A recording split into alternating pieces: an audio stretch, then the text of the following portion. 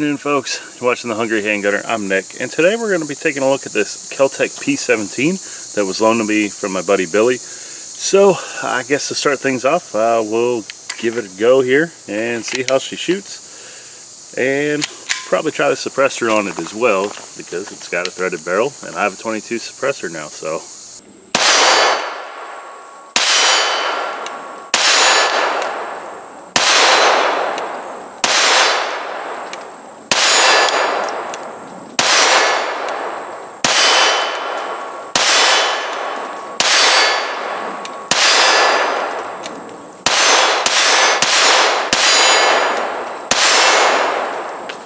very cool.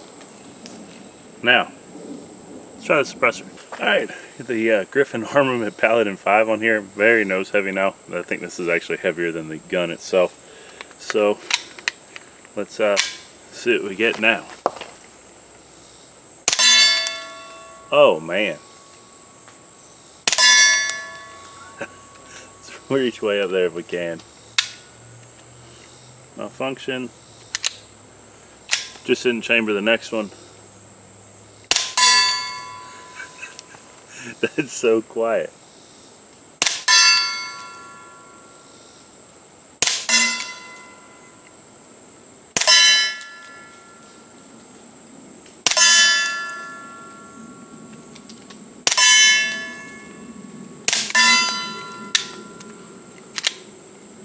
Yeah, every so often it's not coming back far enough to pick up the next one.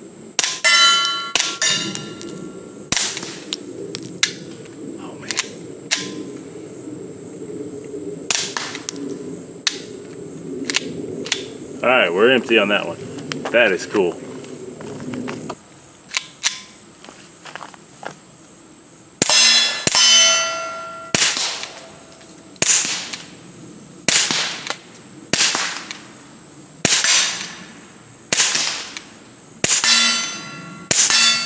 Just kind of got to shoot through the suppressor.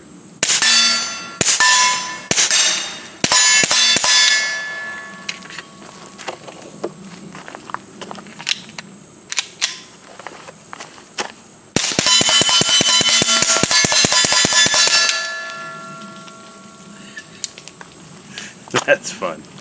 That is too much fun. So we're about 5 yards away from the little blue man there against the tree. We're going to give him what for just because.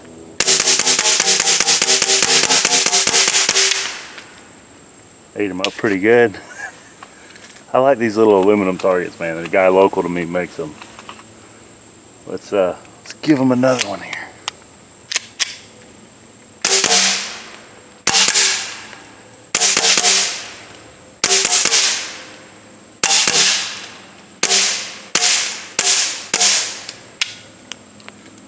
Yeah, that's a lot of fun. A little smoke coming out of the barrel there. Into the suppressor, I should say. This is quite a bit of fun. KelTec P17 and 22 long rifle. Let's go talk about my thoughts on it. Alright, so number one, I'll go ahead and name the one thing I don't like. And again, this gun was loaned to me, so there is that. A lot of fun to shoot. However, on the muzzle, you can see there, it's missing something, right? Because it came off in the suppressor. Now don't mind my super tactical oven mitt that has now been relegated for this. Fortunately, I was able to get it loose on my Taurus TX22. That was not the case, and I ended up losing that adapter and having to take it to a gunsmith. All that good stuff. So give me just a minute and I'll finish tearing this back down. So here we have the muzzle brake for the Griffin Armament Paladin 5, which is its own can of worms that we'll talk about when I do the full review on that. And here's the threaded barrel adapter for the P17. So anytime you have more parts to thread on and whatnot, you can run into an issue where some things come off that you want to stay, some things stay that you want to come off. So that's a flaw there, in my opinion, at this point. So the gun is clear. We'll talk while I'm putting the threaded barrel adapter back on here. So everybody's experiences with this are going to be a little bit different, right? Mine at this point, I don't like this design. That's not a slam on KelTec because lots of other companies in the industry are doing it. But seriously, guys, just decide which way you want to go. You want to have a threaded barrel? Cool, release the threaded barrel. Want to have a regular barrel? Release a standard barrel with no hinky adapter. The adapter isn't giving you the best of both worlds. It's just making shooting it suppressed or comped or having anything on the muzzle a lot less fun and a lot more nerve-wracking when you go to take your stuff off. Even using anti-seize on the threads, still no guarantee that what you want to come off is going to be what comes off, or in this case, if everything comes off. Now, as far as how the gun shoots, I was actually really impressed with it. I liked it a lot. Now, it is a super lightweight gun. Anybody that has a P17 can probably attest to that. But I had a lot of fun with it. It shoots well. It seems to cycle a variety of ammo. I did run into a couple of extraction issues, which again, 22s, without sitting out here and running just a lot of ammo through it, it's going to be really hard for me to give any kind of, this is what caused it or whatnot, or it doesn't like this ammo. So I have a little bit of wiggle room there for 22 caliber stuff just because of the nature of the round. In terms of fun though, this is definitely a lot of fun. So much so that I think I'm going to be in the market for one at some point if they will offer a dedicated threaded barrel. Don't want to deal with the adapters anymore after the fiasco that happened last time. It seems like KelTec makes use of a lot of fiber optics in their sights, and I can see why. You have a blacked out serrated rear that is adjustable, and then up front you have the fiber optic rod, and it really lends itself well. That front sight just pops when you punch the gun out, so that is cool. If you're using a larger diameter suppressor, again, the Paladin 5 isn't really a 22 long rifle suppressor. 22 long rifle can be used in it, but it's mainly a 5.56 can, so it's a lot bigger diameter than it needs to be. So with this gun and that suppressor, you're kind of shooting through the can.